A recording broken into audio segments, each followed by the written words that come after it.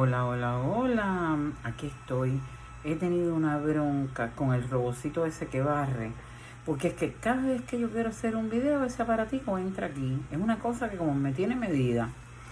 Bueno, mis amigos, hablamos en el video anterior o en el otro, ya ni me acuerdo, referente a lo del parón y la situación de la familia, etcétera, etcétera.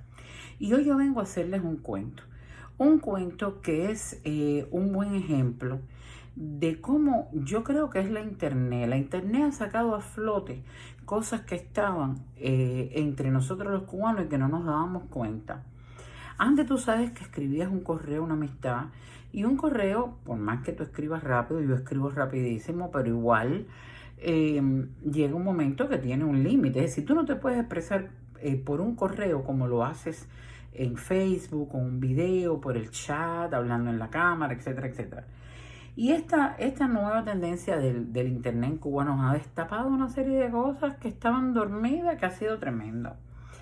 Yo les voy a hablar sobre lo que decíamos referente a cómo el cubano tiene que aprender cosas para que nos podamos entender entre nosotros. Yo tengo un amigo que es una persona muy querida para mí, que lo conozco desde que tengo 10 o 11 años. Desde que yo tengo uso de razón lo estoy viendo en mi vida. Una persona queridísima. Una persona que vive en Cuba, que por años logramos y luchamos muchísimo para mantener la comunicación y lo conseguimos, que por supuesto yo he visitado cuando voy a Cuba, eh, a quien yo le he dado mi apoyo, perdón, ay, me trabé. Estas cosas pasan cuando estamos en un video que no es en vivo, pero que yo no voy a borrar. El caso es que esta persona, hemos tenido un intercambio. Es decir, a mí no me gusta decir una persona que yo he ayudado económicamente, porque en realidad todos nos ayudamos de una manera u otra. Yo lo he ayudado a lo mejor económicamente porque he estado en esa posición y él me ha ayudado pues emocionalmente por el afecto que me ha dado. Es decir, hemos tenido un intercambio que, que ha sido, yo creo que bastante equilibrado. Ahora, económicamente siempre me ha tocado más a mí, definitivamente. Y también emocionalmente, yo creo que le ha ayudado muchísimo. Cuando empieza la historia de la internet, resulta ser que se puso contentísimo y yo qué contarles. Abrió WhatsApp, abrió Facebook, empezamos a comunicarnos y yo me acuerdo que yo iba, por ejemplo, a un Home Depot y como a él le gustan mucho las cosas de la casa, he estado yo en un Home Depot con mi esposo y yo tirando fotos, con mi esposo me decía, ¿y qué tú haces? Y yo le mandándole fotos a fulano que le gustaban las cosas de la casa para que viera cómo era el Home Depot, porque él nunca ha podido salir de Cuba, etcétera, etcétera, no ha sido de las personas privilegiadas, bla, bla, bla. El caso es que empezamos a hablar en WhatsApp y un día un amigo común que tenemos los dos en Facebook, que es una persona queridísima, para mí es como un hermano, hizo un comentario político a su manera, ¿no? Este amigo mío es radical, él tiene todo el derecho a decir las cosas como él las cree.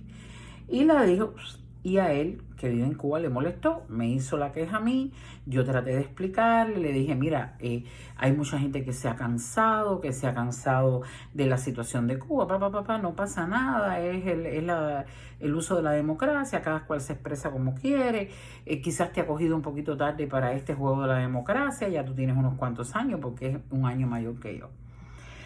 El caso es que yo publicaba algo en Facebook. Yo tengo muy pocos amigos en Facebook, voy a contarles. Si yo me dejara llevar por toda la gente que me invita en Facebook, sobre todo cuando comparto algo que es público, que es muy poco, que mis amigos comparten, la gente me manda invitaciones, yo tendría 3.000 amigos en Facebook, el tope, lo que Facebook deja tener.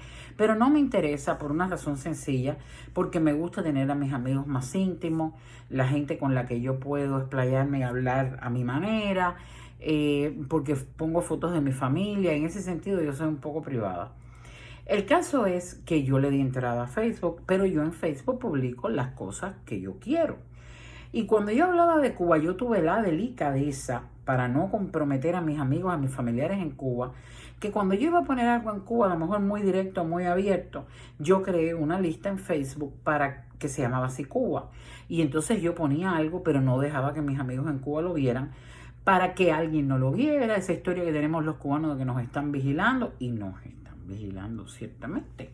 Entonces, yo lo quitaba por una cuestión de respeto y sobre todo de cuidarlos, ¿no? Y entonces, a veces esas cosas no las veía, pero eso duró muy poco tiempo porque yo creí que tenía la mayor de las confianzas y lo quité a él y a otro grupo de amigos de la lista. Bueno, el caso es que aparentemente vio una cosa, vio dos, vio tres, que lo molestó muchísimo y me mandó, no solamente me borró de Facebook, después de miren cuántos años de amistad, más de 50 años prácticamente de amistad, me bloqueó en Facebook y me mandó una carta con alguien por email. Yo no le puedo contar la carta. Vaya, la carta es una declaración de enemistad. Una declaración de enemistad. Molesto, diciéndome que yo me había convertido en una persona que no era la que mi padre había soñado, que yo que había sido una mujer amiga de todos, que de pronto era recalcitrante, que decía no les puedo decir. Pero la carta fue tan hiriente, me llegó profundamente y sobre todas las cosas me dio una pena tremenda. Más que por lo que me dijo a mí misma, sino por ver lo que estaba pasando con su vida, en la persona en que se había reducido el ser tan inteligente que yo conocí, que no la doctrina está ahí, estamos de acuerdo, pero que el complejo de vivir en un país que está en la pobreza, el complejo de ver a gente que vivimos en el exterior, hablar de libertades, hablar de derechos, hablar de las comodidades que hemos alcanzado, el complejo fue tan grande que lo cegó, lo redujo a un ente vil, amargado, sonaba hasta envidioso y desastroso. Los amigos cercanos que leyeron la carta no dan crédito a lo que leían. Pero yo me pregunté, ¿está en defensa de la revolución? Y cuando yo hice un resumen total, me di cuenta que él estaba, entre otras cosas, muy bravo con él mismo.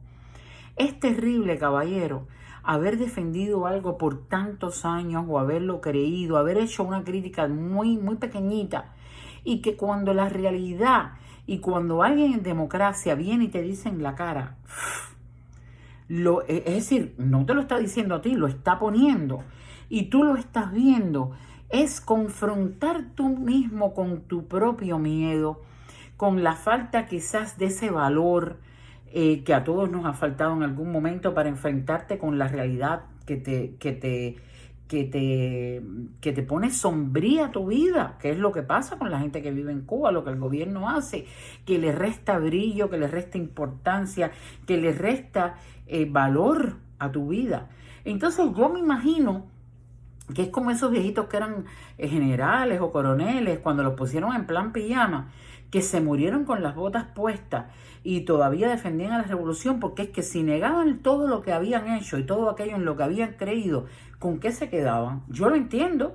Si tú toda la vida has defendido algo y de pronto es como, no sé, como la persona que cree en Dios y alguien viene y le dice, mira, aquí está la prueba científica de que no existe. Es como que es un hueco inmenso en tu vida.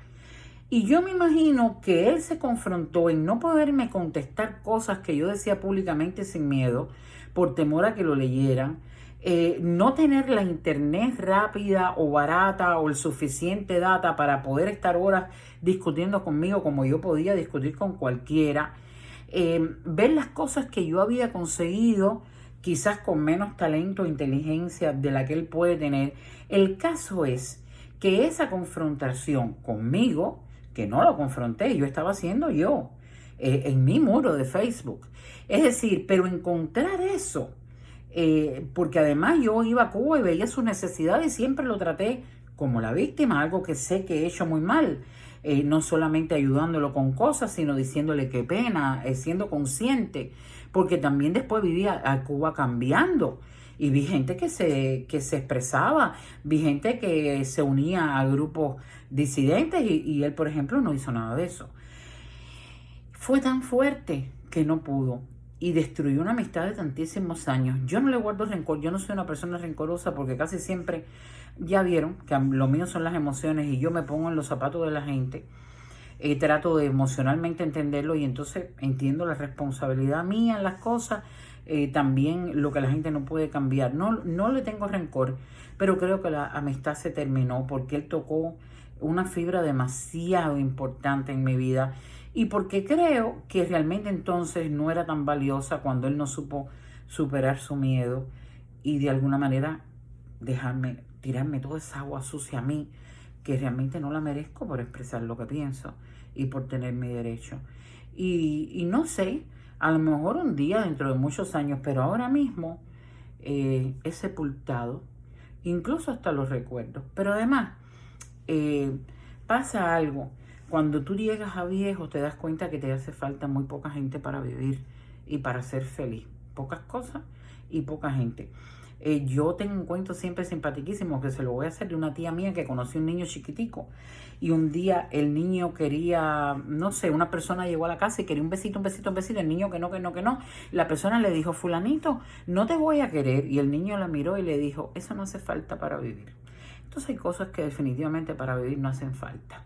Y cuando te vas poniendo viejo, esas cosas las vas quitando y te duelen de pronto, pero ese dolor se evapora. Bueno, caballero, por favor, suscríbanse, que mientras más gente tengamos en el canal, más corre la voz, más gente puede escucharlo. Ojalá que en Cuba pudieran oír lo que es mi primera intención y también la gente joven que llega a Miami, que a veces nos ayuda y nos afecta. Esa parte me interesa mucho.